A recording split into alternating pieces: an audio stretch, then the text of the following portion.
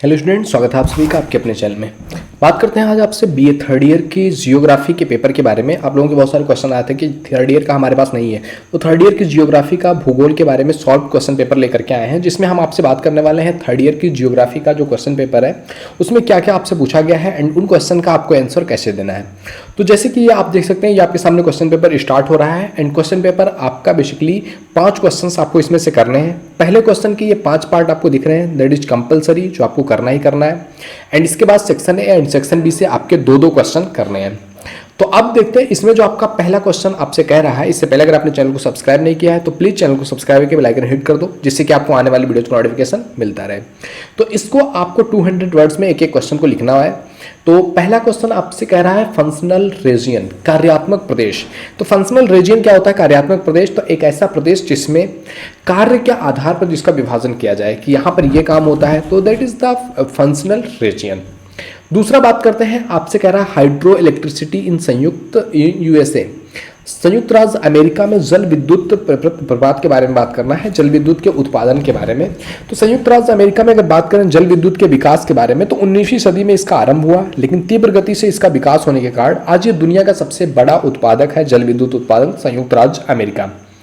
Okay, सापेक्षिक दृष्टि से देखा जाए तो ये विश्व का 63 जो जल विद्युत जो उत्पादन हो रहा है उसका 6.3% जो है अमेरिका में हो रहा है। इस देश में प्रयुक्त विद्युत शक्ति का लगभग 35% भाग जो होता है वो जल विद्युत द्वारा प्राप्त होता है, और यहाँ पर संभावित क्षमता का 68% भाग का विकास किया जाता है।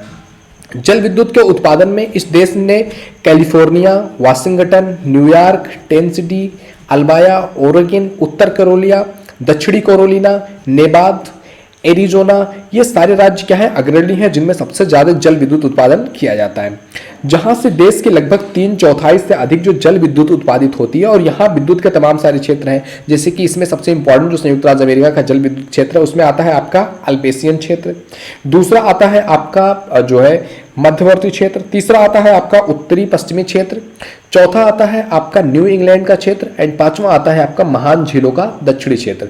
तो इस तरीके से 5 क्षेत्रों में आपका जो संयुक्त राज्य अमेरिका का जल विद्युत क्षेत्र है वो बटा हुआ है। अब अगर हम बात करें इसके बाद नील नदी की जो घाटी है, नील घाटी की बात करें तो ये भी काफी इंपॉर्टेंट क्वेश्चन है। कई बार आपसे टिप्पणी में 2010 में, 15 में, 17 में, 18 में लगातार पूछा गया है।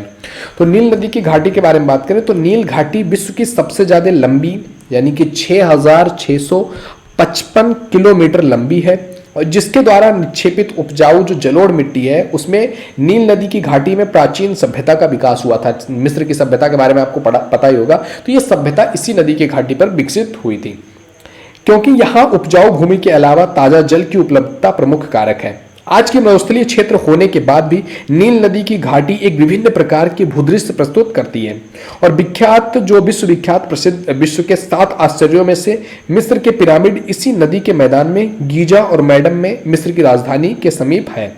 और ऐसा माना जाता है कि मिस्र के शासकों ने अन्न के भंडारण के लिए इसको निर्माण करवाया हुआ था।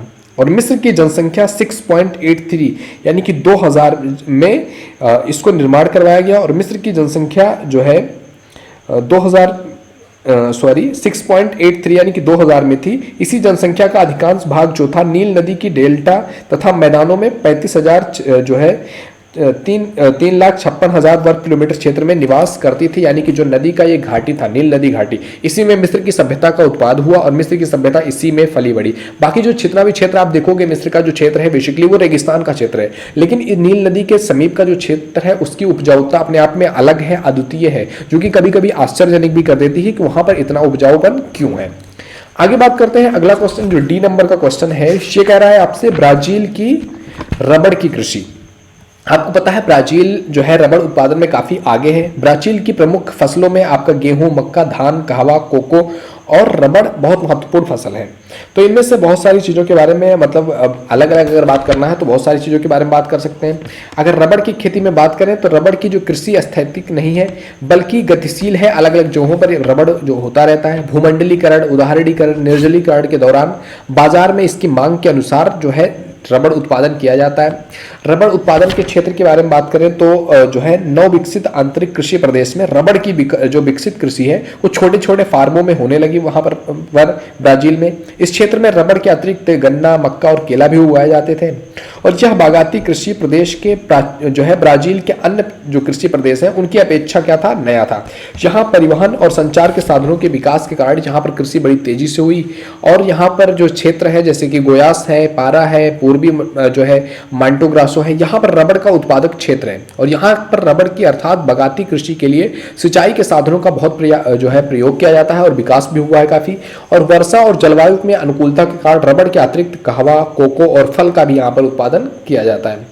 तो जिस तरीके से जैसे जैसे तटवर्ती भाग में जनसंख्या का दबाव बढ़ता जा रहा है वैसे वैसे ही क्षेत्रों में जो कृषिगत जो गहनता है वो भी क्या हो रही है, बढ़ती जा रही है, क्योंकि जमीन कम पड़ता जा रहा है। तो अगर आप बात करें कृषि के बारे में, जो मिस्र का कपास उत्पादन का क्षेत्र है उसके बारे में बात करें कि मिस्र में जो कपास उत्पादित क्षेत्र है वो किस तरीके से दूसरे क्षेत्रों से अलग है। तो देखो, रेशेदार फसलों में कपास बहुत महत्वपूर्ण स्थान पर आता है। और यह उष्ण और उपोष्ण कटिबंधीय जो झाड़ीदार गैसोपियम नामक पौधे का वंशधर है।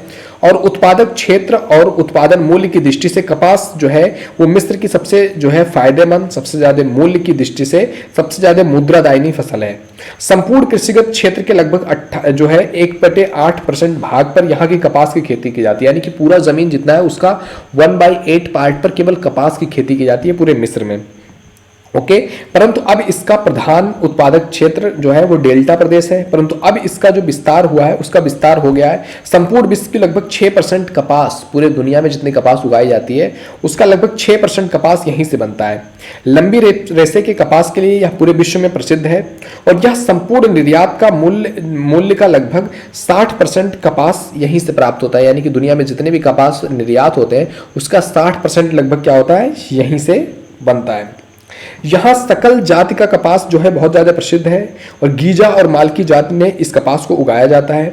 और मिस्र जो है वो विश्व के प्रमुख कपास निर्यातक देशों में से एक है। मिस्र में प्रति हेक्टेयर कपास का उत्पादन 873 किलो होता है। और इस देश में सबसे पहले मोहम्मद अली द्वारा 1860 में नील नदी के किनारे कपास उगाया गया था। तो ये था कपास के उत्पादन की हिस्ट्री जो है इजिप्ट में, मिस्र में। अब आगे इसके बाद बात करते हैं अगला जो आपका सेक्शन ए यहाँ से शुरू हो रहा है। ये सारी तो आपके 200 वर्ड के थे और ये कंपलसरी था, ये आपको करना ही है। इसके बाद जो सेक्शन ए स्टार्ट हो रहा है इसमें कह रहा है आपसे कि आंसर इन अबाउट 1000 वर्ड्स, यानी कि 1000 शब्दों में आंसर देना है। एंड पहले हमने बात किया हुआ है आपसे कि इनमें 4 क्वेश्चन दिया हो जिनमें से 2 क्वेश्चन का आपको आंसर देना है। जैसे आप देख सकते हैं 2, 3, 4, 5 इस तरीके के 4 क्वेश्चन आपको दिया हुआ है। इन 4 में से किन्हीं 2 क्वेश्चन का आपको आंसर देना है। जैसे कि आप देख सकते हैं आपके पास पहला क्वेश्चन है कि divide USA into agriculture regions and describe the salient features of any one of them. यानी कि संयुक्त राज्य अमेरिका को कृषि प्रदेशों में आपको विभक्त करना है और किसी भी एक की आपको क्या करना है, प्रमुख विशेषता बता देना है कि किसी भी क्षेत्र की विशेषता क्या है। तो सबसे पहले कह रहा है संयुक्त राज्य अमेरिका को क्षेत्रों में बांटो कि कितने जो है क्षेत्रों में संयुक्त राज्य अमेरिका को हम बांट सकते हैं। और उसके बाद उसमें से किसी एक प्रदेश का आपको क्या करना है, अध्ययन करना है। तो देखो, संयुक्त राज्य अमेरिका के बारे में बात किया जाए तो ये विश्व का सबसे विशाल वाला देश है। इसकी संपूर्ण क्षेत्रफल जो है काफ़ी ज़्यादा है, यानी कि विश्व में तीसरे नंबर पर यह आता है। एंड इसका जो अक्षांशीय विस्तार है वो 24 डिग्री से 49 डिग्री जो है उत्तरी अक्षांश और देशांतर में 66 डिग्री पश्चिम से लेकर के 125 डिग्री पश्चिम देशांतर तक पाया जाता है। संयुक्त राज्य अमेरिका का इतिहास बहुत ही संक्षिप्त है। आज से 5 साल पहले आदिवासियों का यहाँ पर प्रभुत्व था और कोलंबस की खोज के बाद यहाँ यूरोपीय लोग बसना स्टार्ट हुए। और प्रारंभिक से लेकर के जो है आवर्जक इंग्लैंड से लोग आए हुए थे और बाद में फ्रांस, स्वीडन, इटली, स्पेन आदि देशों से लोग आकर के यहाँ पर बसने लगे। और बसाव 1800 से 1900 ईस्वी के बीच चला और 1920 के बाद बढ़ते आवर्जन को देखते हुए नियमों में परिवर्तन किया गया, जिससे कि जो लोगों का बसना क्या हुआ, कम हुआ। तो अगर बात करें इसके भौतिक प्रदेशों के बारे में तो कई सारे भौतिक प्रदेशों में हम इसको बांट सकते हैं। विस्तृत क्षेत्र के कारण यहाँ की जो संरचना है उसमें उच्चावच, विवर्तनिकी जो है स्वरूपों में यहाँ का अति क्षेत्रीय विषमता मिलती है और इन विषमताओं के आधार पर हम क्षेत्रों को बांट सकते हैं। तो अगर हम बात करें इसमें पुनः स्थानीय विषमताओं के आधार पर सूक्ष्म उपभागों में बांटा गया है, जिसका आप विवरण देख सकते हैं। जैसे कि अटलांटिक खाड़ी का तटीय क्षेत्र हो गया, दूसरा है आपका जो है अल्पाइन पर्वत श्रृंखला हो गया, जिसको 3 भागों में बांटा गया है। दक्षिणी भाग न्यू इंग्लैंड का क्षेत्र, मैरी टाइम्स, न्यू फाउंडेन विस्तार। तीसरा बांटा गया है सुपीरियर हाईलैंड का क्षेत्र। चौथा मध्यवर्ती निम्न क्षेत्र। पांचवा है अंतर पर्वतीय क्षेत्र। सातवां है आपका प्रशांत महासागरीय क्षेत्र। तो इनमें से किसी कह रहा है किसी एक क्षेत्र के बारे में आपको विस्तार से बताना है कि कोई एक क्षेत्र के बारे में बताओ। तो इसमें आप देख सकते हो जैसे कि एक प्रदेश के बारे में या किसी एक कृषि के बारे में बात करना है तो बात कर लेते हैं। एक कृषि में हम आपसे जो है गेहूं की फसल के बारे में, तो सामान्य रूप में जो अमेरिका में संपूर्ण क्षेत्रफल के 17% पर फसलें, 24% पर फॉर्म और 7% पर वनस्पतियां पाई जाती हैं। तो गेहूं प्रधान ये कंट्री रहा है हमेशा से ही अमेरिका। तो संयुक्त राज्य अमेरिका में जो है विश्व के संपूर्ण गेहूं क्षेत्रफल के लगभग जो है अधिकतर प्रदेशों पर गेहूं की कृषि होती है, जबकि संपूर्ण उत्पादन का 10.66% होता है। यानी कि पूरी दुनिया में जितने भी गेहूं उत्पादक क्षेत्र हैं उनमें से गेहूं उत्पादक क्षेत्रों में सबसे ज़्यादा जो गेहूं उत्पादन यहाँ पर 10%, 10.66% पूरी दुनिया का गेहूं उत्पादन यहीं पर किया जाता है। यहाँ गेहूं की कृषि जो है व्यापारिक उद्देश्य से किया जाता है, यानी कि केवल खाने के उद्देश्य से नहीं बल्कि उसको पूरी दुनिया तक निर्यात करने के उद्देश्य से किया जाता है, जिसके लिए जो प्रेरी प्रदेश है वो विश्व प्रसिद्ध है। प्रादेशिकीय दृष्टि से इस प्रदेश का विस्तार जो है मोंटावा राज्य के उत्तरी पश्चिमी भाग, उत्तरी दक्षिणी डेकोना का कन्यास राज्यों में फैला हुआ है। श्रम की लागत कम होने तथा अनुकूल मौसम होने से यहाँ पर्याप्त उत्पादन हो जाता है और इस तरह की कृषि की सूटकेस फार्मिंग तथा साइडवॉक फार्मिंग के नाम से भी जाना जाता है। तो यहाँ पर कई सारे चीज़ें होती हैं जैसे कि मक्का, सोयाबीन, मांस, मछली का प्रदेश भी देखने को मिलता है। मिश्रित प्रदेश भी हमें देखने को मिलता है दुग्ध पालन के लिए। पशुचारण प्रदेश हो गया, कपास की पेटी भी आपको जो है देखने को मिल जाएगी अमेरिका में आपको।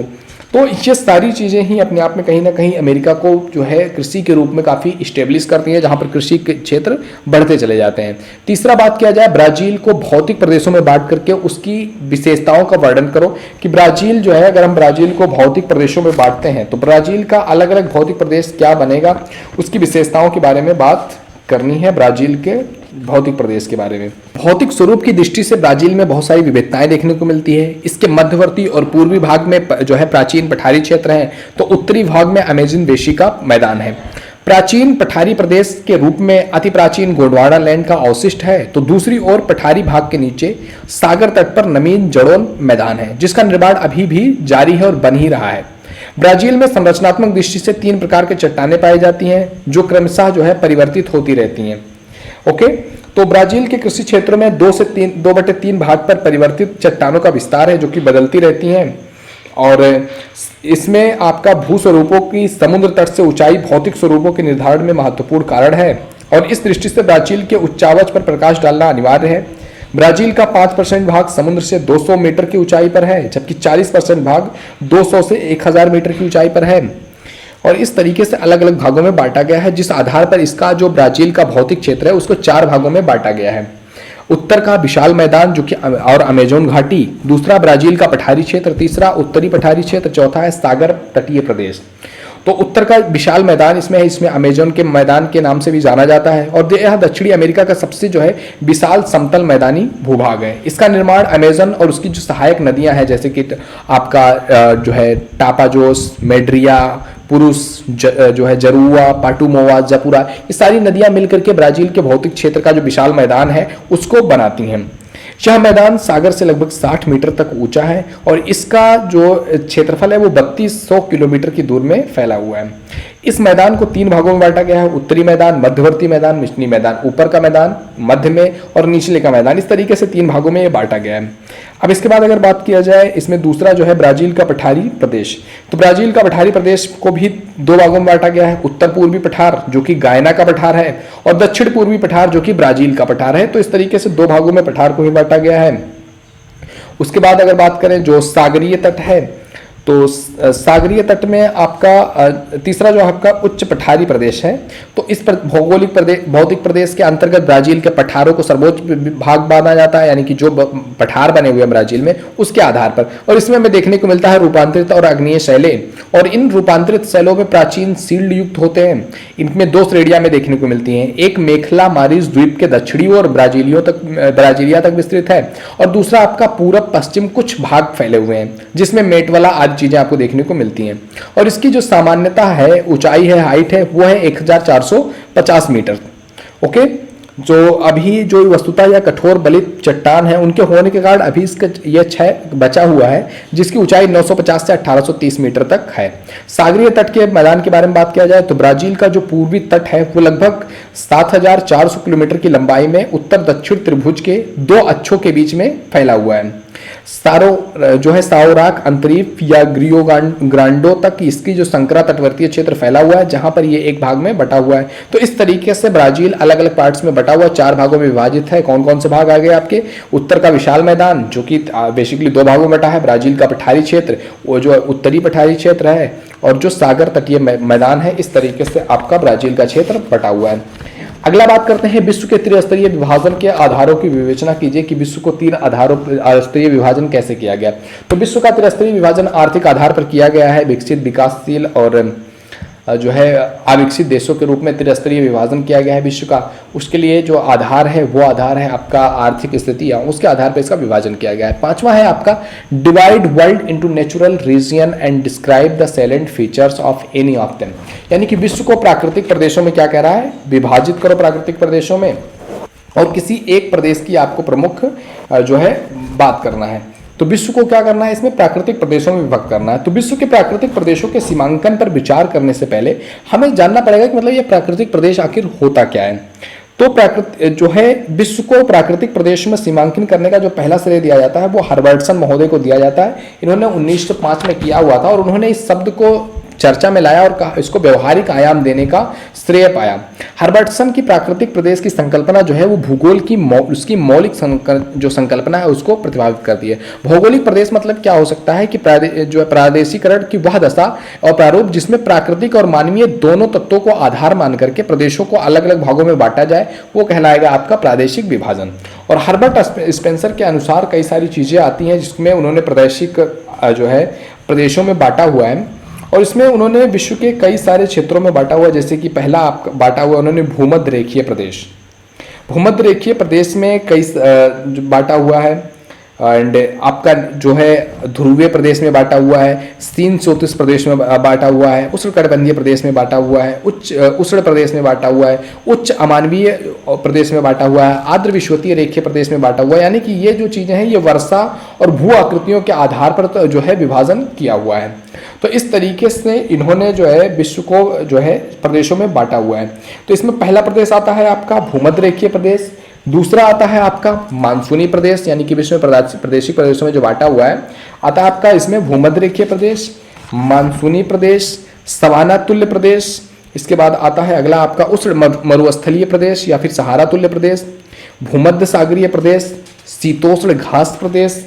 इसके बाद आता है आपका 7वें नंबर का चीन तुल्य प्राकृतिक प्रदेश। उसके बाद आता है सेंट लॉरेंस तुल्य प्राकृतिक प्रदेश। उसके बाद आता है आपका कोडधारी साइबेरिया तुल्य प्रदेश। इसके बाद आता है 10th नंबर पर आपका जो है पश्चिमी यूरोप तुल्य प्रदेश। इसके बाद एक प्रदेश आता है आपका टुंड्रा प्रदेश, एंड 12 नंबर पर आता है आपका पर्वतीय या पठार वाले प्रदेश। तो इस तरीके से आपका जो प्रदेशों का विश्व में प्राकृतिक स्थान पर विभाजन किया गया है वो 12 भागों में बांटा गया है। अब इनमें से कह रहा है किसी एक के बारे में बता दीजिए, तो हम बात कर लेते हैं कि भूमध्य रेखीय प्रदेश जो हमने पहला बात किया हुआ है भूमध्य रेखीय प्रदेश, उसके बारे में बात करते हैं। तो इसकी स्थिति और विस्तार जो है भूमध्य रेखीय प्रदेश का, तो इसका विस्तार जो है वो भूमध्य रेखा के 5 डिग्री उत्तरीय और 5 डिग्री दक्षिणी क्षेत्र में पाया जाता है, और भूमध्य रेखा पर स्थित होने के कारण इसे हम भूमध्य रेखीय या विषुवत रेखीय प्रदेश भी कहते हैं। इसके अंतर्गत जो है आपका दक्षिणी अमेरिका का जो है अमेजन बेसिन है, अफ्रीका का कागो बेसिन, गिनी तट, और पूर्वी मध्य अफ्रीका और दक्षिणी एशिया में इंडोनेशिया, मलेशिया, न्यूग्रीन और श्रीलंका आदि क्षेत्र इसमें पाए जाते हैं। जलवायु के बारे में बात किया जाए तो यहाँ का जो औसतन तापमान है वो 23 से 27 डिग्री सेल्सियस तक होता है। बारिश यहाँ से 200 से 250 सेंटीमीटर के मध्य रहता है, और यहाँ पर प्रतिदिन तीव्र और प्रचंड गर्मी के कारण दोपहर बाद जो है संवहनीय धाराओं के कारण आकाश में बादल आते हैं, और शाम को 4 बजे तक यहाँ पर बारिश भी होती है। प्राकृतिक वनस्पति के बारे में बात किया जाए तो अत्यधिक वर्षा और उच्च तापमान के कारण यहाँ का जो भौगोलिक प्रदेश है उसमें उष्ण आर्द्र सदाबहार वनस्पतियाँ मिलती हैं, जैसे कि अमेजन जो बेसिन है उसमें आप सेलवाज कहते हैं। तो कई सारी चीज़ें इसमें आपको देखने को मिलती हैं। सामान्यतः इसमें जो वृक्ष होते हैं उनकी ऊंचाई 25 से 45 मीटर होती है, और कुछ वृक्ष तो ऐसे होते हैं जिनका 60 से 90 मीटर की ऊंचाई तक यहाँ पर पाए जाते हैं। यहाँ वनों में शेर, गैंडा, चीता, हाथी, जंगली सुअर आदि जो भयानक मांसाहारी बड़े शक्तिशाली जानवर भी पाए जाते हैं। आर्थिक विकास के बारे में बात करें भूमध्य रेखीय प्रदेश का, तो भूमध्य रेखीय जलवायु के इन प्रदेशों में अस्वास्थ्यकर जलवायु और कठिन भौगोलिक परिस्थितियों के कारण आर्थिक विकास सीमित है, और यहाँ पर आर्थिक तंत्र को जो है बहुत ज़्यादा विकसित नहीं है। यहाँ पर या तो जंगली वस्तुओं को एकत्रित करके या फिर पशुओं को शिकार करके, खनन करके ही वहाँ से कुछ चीज़ें पाई जा सकती हैं।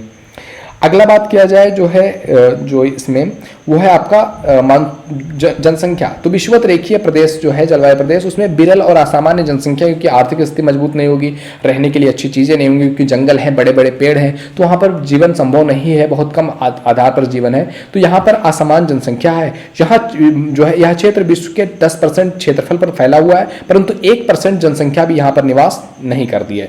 यहाँ पर अधिकांश जनसंख्या का जो संकेंद्र है वो समुद्र तटीय क्षेत्रों में है, क्योंकि भीतरी जो भाग है वो दुर्गम है, अस्वास्थ्यकारी ही जलवायु वाले हैं, इसलिए यहाँ पर जनसंख्या सर्वदा बहुत कम रहती है, बहुत कम अभाव रहता है। तो इस तरीके से हमने एक प्रदेश के बारे में बात किया। तो इस तरीके से आपके पास 2 क्वेश्चन यहाँ है, 2 क्वेश्चन यहाँ है, जिसके बारे में हमने डिस्कस किया है। इन चारों में से 2 क्वेश्चन आपको करने हैं, जो भी आपको लग रहा है कि दैट इज यूजफुल, या जिसको भी आप पर पकड़ है, आप जिस क्वेश्चन के बारे में अच्छे तरीके से समझते हैं, आप वो 2 क्वेश्चन कर सकते हैं। इसके बाद आपका स्टार्ट होता है section number B. Section number B में भी आपको 2 क्वेश्चन करने हैं एंड 500 वर्ड्स में करने हैं। लेकिन यहाँ पर जो आपके क्वेश्चन है आप देख सकते हैं 6 number question A and B 2 part में बटा हुआ है, यानी कि अगर आप 6 नंबर क्वेश्चन करने का चूज करते हैं तो आपको ए भी करना पड़ेगा एंड बी भी करना पड़ेगा। तो ए में आप देख सकते हैं कह रहा है आपसे divide USA into major industrial region, यानी कि यूएसए को, अमेरिका को इंडस्ट्रियल रीजन में बांटो और उसके कैरेक्टरिस्टिक्स को बताओ, यानी कि संयुक्त राज्य अमेरिका के प्रमुख औद्योगिक प्रदेशों में बांटो और किसी एक के बारे में आपको विशेषता बता दो। तो देखो, संयुक्त राज्य अमेरिका को औद्योगिक क्षेत्रों में बांटने के लिए आपसे ये क्वेश्चन कई बार पूछा जा चुका है, औद्योगिक क्षेत्रों में बांटने का, एंड इससे जो एक क्वेश्चन सबसे महत्वपूर्ण बनता है वो बहुत इंपॉर्टेंट है। जैसे कि संयुक्त राज्य अमेरिका विश्व के औद्योगिक राष्ट्रों में अगर बात किया जाए तो उद्योग के क्षेत्र में काफ़ी आगे है। यहाँ सकल घरेलू उत्पाद का लगभग 38% उद्योगों में भारी उद्योगों की प्रधानता है, जो कि जनसंख्या वृद्धि के आधार पर बताया गया। जैसे कि आप देख सकते हैं जो उद्योग था वो बाग उद्योग में आपका जो है 12-14 जो है बढ़ते हुए दिखाया गया है। सूत वस्त्र का उद्योग भी 8, 6, 5 अलग अलग ईयर्स में बताया गया है।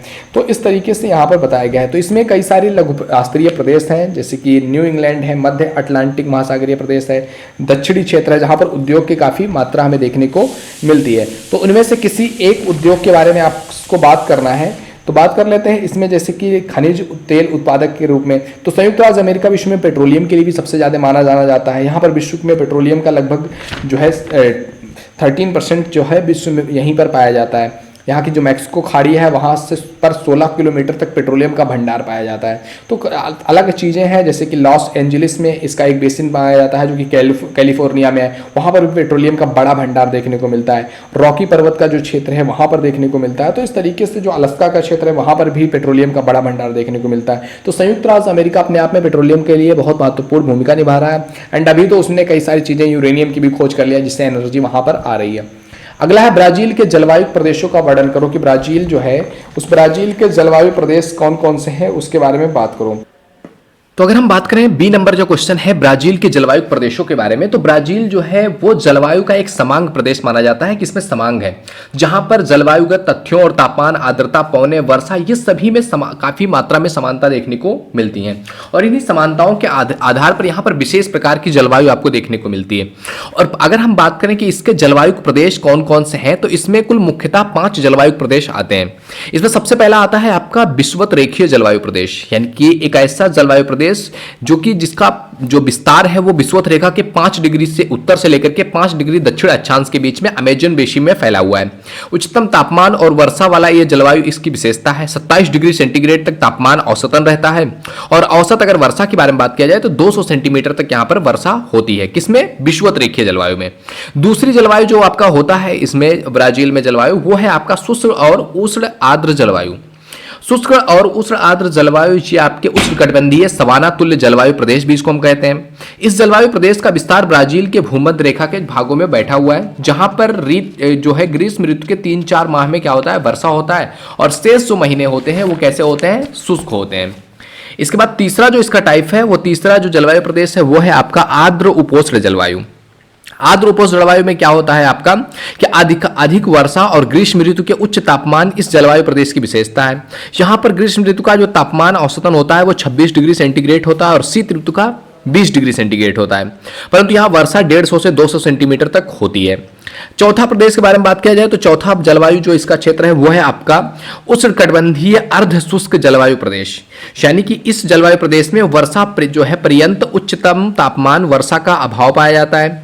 ब्राजीलियन उच्च प्रदेश के अतिरिक्त इस जलवायु के सभी क्षेत्रों में कम वर्षा होती है। वार्षिक औसतन बात किया जाए तो 50 सेंटीमीटर से भी कम यहाँ पर वर्षा होती है, जिससे कि कटीली झाड़ियां पाई जाती है, पानी कम मिलेगा। तो अगला जो पांचवा टाइप है, आखिरी टाइप इसका है, वो है आपका उष्णकटिबंधीय उच्च भूमिगत जलवायु प्रदेश।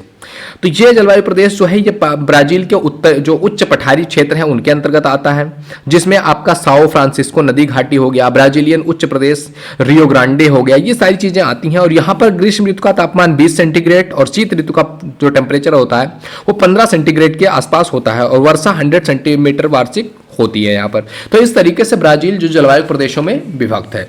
अब आगे बात करते हैं, अगला जो क्वेश्चन है आपका 7th का A नंबर का क्वेश्चन, ये कह रहा है आपसे कि describe the production and distribution of coffee in Brazil. Brazil में कॉफी के कहवा के कृषि और उसके वितरण पर आपको टिप्पणी लिखनी है। तो अगर ब्राजील के बारे में बात किया जाए तो ब्राजील दक्षिणी अमेरिका का महाद्वीप है, बल्कि अगर बात किया जाए तो यह विश्व का सबसे बड़ा उत्पादक देश भी है। 1920 तक यहाँ पर विश्व का 80% जो है, विश्व पूरे दुनिया में जितना कॉफी उत्पादन होता है ना, उसका 80% ब्राजील से ही होता था।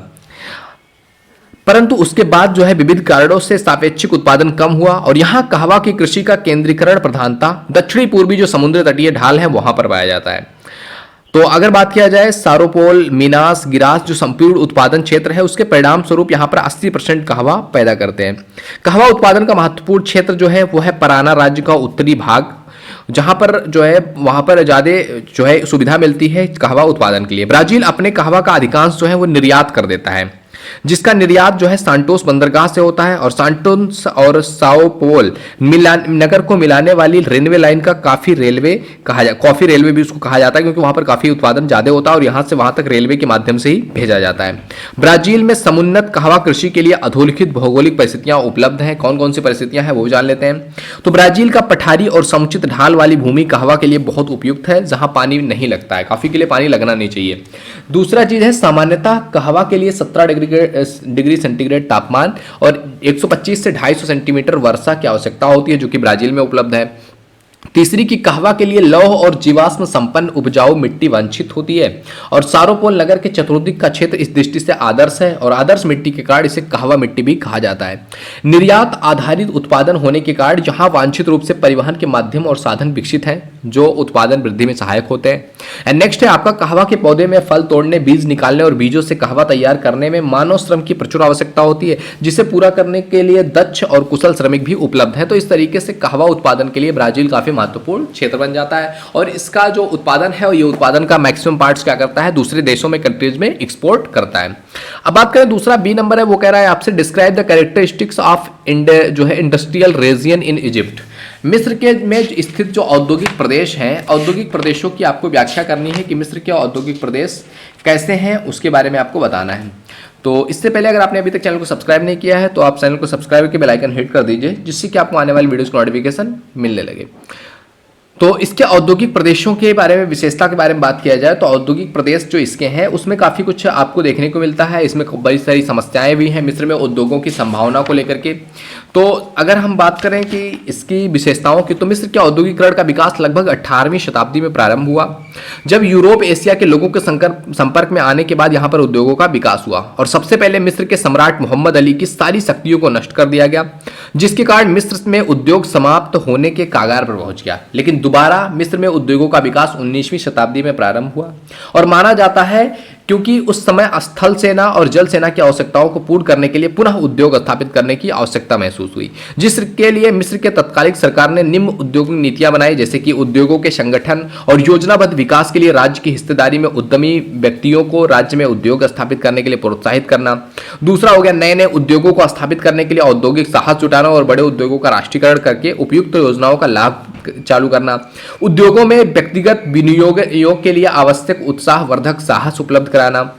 मिस्र के उद्योगों का विकास पिछले 40 सालों में बड़ी दुर्गति से गुजरा है, जिसमें रासायनिक उद्योग, वस्त्र उद्योग और खाद्यान्न उद्योग प्रमुख थे। परंतु आधुनिक उद्योगों के विकास के पश्चात मिस्र की जनसंख्या का जीवन स्तर ऊंचा उठा है और 1991 में मिस्र की कुल जीडीपी का लगभग 25% भाग उद्योगों से आ रहा है। तो इस तरीके से ये सारी विशेषताएं हैं। 8th बात किया जाए, कह रहा है मिस्र के स्थलकृत प्रदेशों का जो है वर्णन करो कि स्थलाकृत जो कृतिक जो प्रदेश है वो क्या है, उसके बारे में आपको बात करनी है। तो बात किया जाए तो इसमें कई सारे प्रदेश आपको देखने को मिलेंगे, जो है नील नदी की घाटियों से भी प्रदेश आपको देखने को मिलेंगे, जिसमें आपका भूमध्य सागरीय तट हो गया। तो भौतिक रूप से ये कई क्षेत्रों में बटा हुआ है। स्थलकृतियों के बारे में बात किया, जैसे कि आपका प्रायद्वीपीय क्षेत्र हो जाता है, आपका सिनाई का प्रायद्वीपीय क्षेत्र हो गया, पूर्वी उच्च भूमि हो गया, पश्चिमी मरुस्थलीय प्रदेश हो गया, नील नदी की घाटी हो गया। तो इस तरीके से स्थलकृतीय प्रदेशों में ये 4 प्रदेश बहुत महत्वपूर्ण आते हैं, जिसमें आता है आपका सिनाई का प्रायद्वीप भाग और पूर्वी उच्च भूमि, पश्चिमी मरुस्थलीय प्रदेश और नील नदी की घाटी। तो ये चीजें आती हैं जो है मिस्र के स्थलीय प्रदेशों में। 8th के बी की बात किया जाए तो प्रदेश की संकल्पना और प्रकारों के व्याख्या कीजिए कि प्रदेश की संकल्पना क्या है और प्रदेश के टाइप्स क्या हैं, इसके बारे में आपको बात करना है। ओके, तो प्रदेश की संकल्पना के बारे में हमने पहले ही चैप्टर में आपसे बात किया हुआ है कि प्रदेश आखिर होता क्या है और प्रदेशीकरण होता क्या है। देखो, प्रदेश और प्रादेशिकरण जो है, इसका प्रदेशों का अध्ययन करने में के पूर्व प्रदेश जो शब्द है ना, उसके बारे में जानना इंपॉर्टेंट है। प्रदेश शब्द का प्रयोग किसी भी प्रकार आकार के क्षेत्र के लिए किया जाता है और सामान्य लोग जो है प्रदेश का अर्थ राज्य समझते हैं या राजनीतिक इकाई समझते हैं, लेकिन ऐसा नहीं है। इससे अलग भी राज्य की अपनी, प्रदेश की अपनी एक संकल्पना है, जिसको हम प्राकृतिक आधार पर, बहुत सारे आधार हैं जिनके आधार पर हम बांट सकते हैं। जैसे किसी विशेष तत्व या घटक समूह की एक रूपता दिखाई दे तो उसको एक प्रदेश में रख सकते हैं, या समन्वय क्षेत्रीय संबंधता उससे उत्पन्न सशक्तता के हिसाब से रख सकते हैं, या अन्य समीपवर्ती प्रदेशों में अगर कुछ स्पष्ट भिन्नता दिखाई देती है कि प्रदेश अलग है, प्रदेश अलग है, तो उसके आधार पर भी हम बांट सकते हैं और प्रदेशों की संकल्पना डेवलप कर सकते हैं। प्रदेशों की तमाम सारी विशेषताएं होती हैं। इस पे हार्वर्डसन कहते हैं कि प्रदेश एक ऐसा क्षेत्र है जो थल, जल, वायु, जंतु एवं मानव का एक समुच्चय है। यह इन तथ्यों के विशेष प्रकार के संबंधों के कारण भूतल का एक निश्चित और विशिष्ट भाग बन जाता है। प्रदेश की विशेषता के बारे में बात किया जाए तो प्रदेश एक ऐसा भूखंड है जिसमें किसी न किसी प्रकार की क्या हो, एक रूपता देखने को मिलती हो। दूसरा है कि कोई क्षेत्र तभी प्रदेश होगा जब उसमें कुछ विशिष्टता व्याप्त हो, जो कि अपने आसपास के क्षेत्रों से थोड़ा सा अलग हो। जैविक, आर्थिक, सामाजिक, सांस्कृतिक, इन सभी के परस्पर क्षेत्रीय सामंजस्य का घोतक होना चाहिए। अब बात करें इसका प्रदेशीकरण के बारे में कि प्रदेशीकरण क्या होता है, तो प्रदेशीकरण कई आधार पर होता है। जैसे कि पहला आधार होता है प्रदेशीकरण का आपका तत्वगत आधार पर, यानी कि किसी प्रदेश में कुछ तत्वों की अधिकता हो और उसके आधार पर हम क्या कर दें, प्रदेश का प्रादेशिकरण कर दें। दूसरा होता है आपका जो है अस्त्रात्मक वर्गीकरण, जिसमें एक तात्विक प्रदेश हो गया, बहुतात्विक प्रदेश होता है, एक होता है संपूर्ण या भौगोलिक प्रदेश हो गया। उसके बाद प्रकारात्मक वर्गीकरण करें तो उसमें आता है आपका समांग प्रदेश हो गया, संकेंद्रीय प्रदेश हो गया। तो इस तरीके से प्रदेश का प्रदेशीकरण किया जाता है। आगे बात करें 9th नंबर क्वेश्चन का, ए नंबर कह रहा है आपका discuss the major characteristics and economy of developing countries. विकासशील देश की प्रमुख विशेषताओं और अर्थतंत्र की क्या करना है, विवेचना करना है। किसकी, विकासशील देश की। तो देखो, अगर हम विकासशील देशों के बारे में बात करें कि विकासशील देश क्या है, तो विकासशील देश में इसके अंतर्गत जो है इन्हें हम विकासोन्मुख या तृतीय वर्ल्ड कहकर के भी पुकारते हैं, जो विकासशील देश होते हैं। तो इसमें आपकी तमाम सारी विशेषताएं भी देखने को मिलती हैं इनके विकासशील देशों की। तो इसमें आता है आपका औपनिवेशिक पृष्ठभूमि होती है। इनकी विशेषताओं के बारे में बात किया जाए विकासशील देशों की, तो पहला होता है आपका औपनिवेशिक पृष्ठभूमि, यानी कि औद्योगिक क्रांति के पश्चात सामान्यतः यह देश पश्चिमी यूरोपीय राष्ट्रों में उपनिवेश हो गए और उन्होंने इन राष्ट्रों के संशोधन का उपयोग और विकास अपने हित में किया। और तृतीय विश्व के देश इन राष्ट्रों के लिए कच्ची सामग्री और स्रोत ले जाते हैं और वो लोग इसका क्या करते हैं, यूज करते हैं। दूसरा है आपका प्रति व्यक्ति न्यूनतम वार्षिक आय, यानी कि इस समूह के देशों की प्रति व्यक्ति समक्रम जो क्षम आय है, सकल घरेलू आय, वो 3,783 है। इसलिए विश्व बैंक के वार्षिक प्रतिवेदन में इन्हें निम्न अर्थतंत्र के रूप में जाना जाता है। यहाँ पर प्रति व्यक्ति $7,646 प्रतिवर्ष माना जाता है, जबकि विकसित देशों में की न्यूनतम बात किया जाए तो वहाँ पर $23,569 प्रति व्यक्ति आय समझा जाता है। आय के वितरण में तीव्र विषमता देखने को मिलती है, यानी कि जो विकासशील देश है उसमें आय में बहुत सारी विषमता आपको देखने को मिलती है।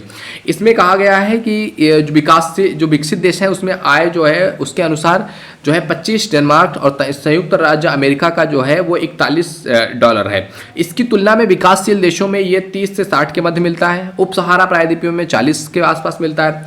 तो इस तरीके से हम देखें, जैसे विकासशील देश है ना, जैसे हमारा भारत विकासशील देश है, तो भारत में कुछ लोग ऐसे हैं जिनके पास 5% ऐसे लोग हैं इस कंट्री में जिनके पास पूरे देश का 95% पैसा है, एंड 95 लोगों के पास केवल 5% पैसा है। तो इस तरीके से मतलब एक असमानता देखने को मिलती है। दूसरा है निर्धनता रेखा के नीचे जीवन यापन करने वाले, क्योंकि अंतरराष्ट्रीय स्तर पर एक दिन में $1 से कम कमाने वाले व्यक्ति को निर्धन माना जाता है, और इस आधार पर मानव विकास प्रतिवेदन विश्व में 173 देशों का निर्धनता निर्देशांक निकाला गया है, जिसके अनुसार विकासशील देशों के 27.7% निर्धनता रेखा के नीचे और विकसित देशों में सापेक्षिक निर्धनता है, जबकि विकासशील देशों में सर्वथा निर्धनता है। ओके, तो कह रहा है एक स्वस्थ युवक को 2200 कैलोरी ऊर्जा प्रतिदिन चाहिए, जबकि यहाँ पर 2000 कैलोरी ऊर्जा से भी कम मिलता है, जिससे उनके स्वास्थ्य खराब होने से कार्यक्षमता कम हो जाती है। न्यूनतम बचत विनियोग, मतलब कि बचत क्या करेंगे जब उनके खाने भर का चीज़ें नहीं हो पाती हैं। व्यापक बेरोजगारी होता है, आप देख सकते हैं इसमें भारत में बेरोजगारी की कितनी ज़्यादा है। असंतुलित अर्थतंत्र होता है इनका। तो ये सारी कुछ विशेषताएं हैं। बीमारियों का प्रकोप होगा जब अच्छे तरीके से खाने पीने को नहीं मिलेगा। विकसित औद्योगिक देशों पर निर्भरता होती है कि कोई भी चीज़ चाहिए तो विकसित देश हमें ला करके देंगे। तो ये सारी चीजें आप देख सकते हैं विकासशील देश की प्रमुख विशेषताएं। इसके बाद बात करें, अगला कह रहा है संयुक्त राज्य अमेरिका में स्थलाकृत प्रदेशों के बारे में व्याख्या कीजिए कि स्थल के आधार पर संयुक्त राज्य अमेरिका कितने भागों में बटा हुआ है, इसके बारे में आपको व्याख्या करनी है। तो आइए देखते हैं 9th का बी नंबर का क्वेश्चन। तो आपको पता है संयुक्त राज्य अमेरिका में अगर हम स्थल के आधार पर बात करें, प्रदेशों के आधार पर बात करें, तो इसमें कई सारे प्रदेश आपको देखने को मिलते हैं, जिसमें आता है आपका भौतिक प्रदेश, जिसमें आपका अटलांटिक जो है खाड़ी प्रदेश आता है। भौतिक प्रदेश के अंतर्गत देखें तो उसमें आता है आपका अटलांटिक खाड़ीय प्रदेश, दूसरा आता है आपका आपलोशियन पर्वत श्रृंखला, तीसरा आता है आपका सुपेरियर हाईलैंड, चौथा आता है आपका मध्यवर्ती निम्न भाग, पांचवा आता है आपका रॉकी पर्वत का क्षेत्र, एंड छठा आता है आपका अंतर पर्वतीय क्षेत्र, सातवां आता है आपका प्रशांत महासागर का तटीय क्षेत्र। तो इस तरीके से हम स्थल कृतियों के आधार पर यूएसए को 7 भागों में बांटा गया है। ओके मेरे दोस्त, तो इस तरीके से आप देख सकते हैं ये क्वेश्चन आपके सामने थे यहाँ पर 9th number, 8th number, 7th number, 6th number. तो इन चारों में से आपको केवल 2 क्वेश्चन का आंसर देना है। कितने वर्ड्स में? 500 वर्ड्स में। तो जो भी आपको इजी लगे, बेहतर लगे, तो आप उस क्वेश्चन के साथ जा सकते हैं। तो ये था आपका question paper BA third year की जियोग्राफी का, जिसको हमने अच्छे तरीके से डिस्कस किया हुआ है। आई होप ये वीडियो तुम्हें पसंद आएगा। वीडियो पसंद आए तो लाइक जरूर कीजिए। पहली बार चैनल पे आए please visit the channel. If you think it is valuable तो आप सब्सक्राइब कर सकते हैं। All the best for your exams में जाइए और बेहतर अंक जरूर लेकर के आइए। ओके, मिलते हैं आपसे अगले वीडियो में। तब तक के लिए जय हिंद, जय Bharat. Thank you, bye bye.